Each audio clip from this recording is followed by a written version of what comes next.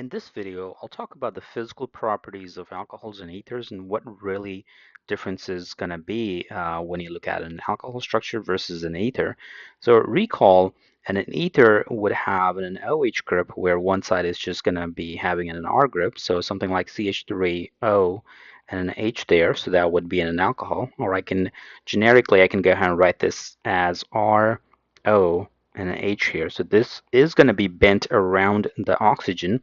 And when you look at the ethers, you're just going to have R groups. So around, and there's no hydrogen on the oxygen, but just an alkyl groups. So those alkyl groups could be the same or they could be different on each side. And if I want to go ahead and write it generically, I would have R, let's say R1 here, and oxygen, and you have an R2. So both of them has an oxygen. If you look at the oxygen as a central atom, it's going to be bent around the oxygen. So you do have a polar bond. But what really makes the difference here is the presence of hydrogen that you have on the alcohol, and that is directly connected with the oxygen. Now remember, the hydrogen is also present in the ethers, but it's not directly connected with oxygen. As a result, a typical alcohol that you're going to be seeing, it's going to be able to make hydrogen bonds, dipole-dipole interactions, and obviously the dispersion. Everything can make dispersion forces. But when you look at an ether, you do not have a hydrogen bond being formed, but rather it's just going to be the dipole-dipole interactions and the dispersion forces. So that what really makes a huge difference in there. And based on that analogy, typically, if I'm just comparing let's say, an alcohol and an ether with roughly the same or similar carbon chains, like, you can have a difference of one carbon or so, but I don't want to be having, alcohol with 6 carbons and I'm comparing that with an ether that has like 20 carbons. So that's not going to be any good comparison here, but you want to have a roughly similar similarities in there in terms of the carbon chain. When you look at an alcohol, we're going to be having a higher solubility in water for that reason. And you're also going to have a higher boiling point for that reason compared to the um, ethers. And the whole reason is just the presence of hydrogen bond that you have.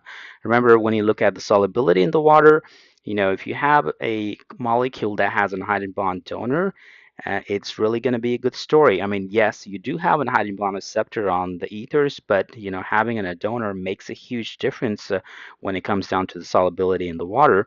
And just because it's making the hydrogen bond, it can have a higher boiling point when you're comparing the ether and an alcohol that are roughly similar in sizes. Now, you can actually talk about the comparison of ether with thiols as well. Kind of same story. Like I can talk about let's say alcohols versus thiols. So this is the alcohol and this is the thiol.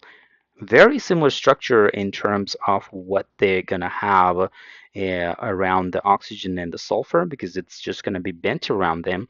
But again, what the difference is, the sulfur and hydrogen, it's not really, it is polar, no doubt about it, but it's not really categorized as a hydrogen bond. So at the end of the day, you're going to have very similar in terms of very similarities you would see in terms of the intermolecular forces. You would see in case of an alcohol, you would be able to make hydrogen bonds, but in case of an thiols, you don't really make the hydrogen bonds because the hydrogen bond term is reserved whenever hydrogen is directly connected with either fluorine, oxygen, or nitrogen, not necessarily with the sulfur. Even though some textbook kind of put the sulfur in there, but even if you do consider that, the bond or the polarity overall that you're going to have that is made when the oxygen and the hydrogen is connected versus when the sulfur and the hydrogen is connected is not going to be the same because oxygen is a lot more electronegative than the sulfur. So as a result, you're going to have a big polarity difference between the oxygen and the hydrogen versus the polarity difference you would see in case of a sulfur and the hydrogen.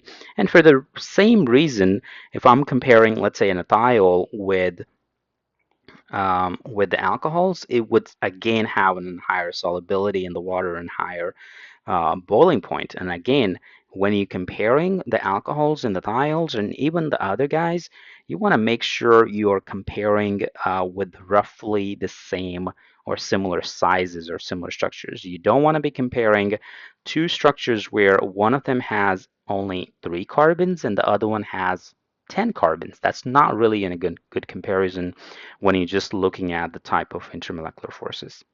However, when you compare the relative acidity of, let's say, in an alcohol versus in a thiol, and I can look at the pKa's of alcohols roughly goes anywhere between 16 to 19-ish. The pKa of thiol is about 10. It's more acidic than the alcohol, and the reason is how the conjugate bases are stabilized. So when you look at the conjugate base of an alcohol, it would just have a negative charge on the oxygen, so that would have been the conjugate base there. And the conjugate base of a thiol would have a sulfur with a negative charge.